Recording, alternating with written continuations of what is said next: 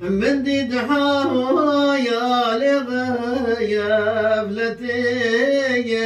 هادر شبير جويا خموير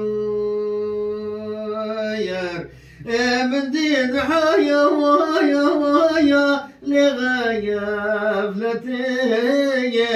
هادر شبير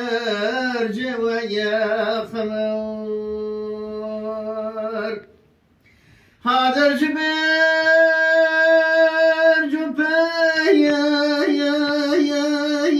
يا جرايا دلقرت دايا ويا برخيا جرايا وابرق بحايا لدي البرايا لو عاشق يا خبو يوجقايا وابرق بحايا ويا لدي البرايا لو عاشق يا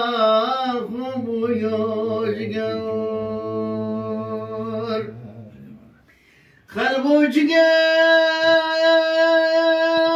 من بويو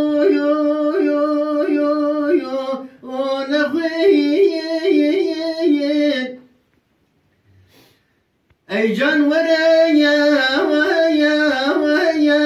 حاليا ببين وأي جنوري يا حاليا ببين دار حشقيالك بيت دوير وأي جنوري حاليا ببين لو عاشق يا خبو يوجقر جزاكم الله خير. ساعات خوش بس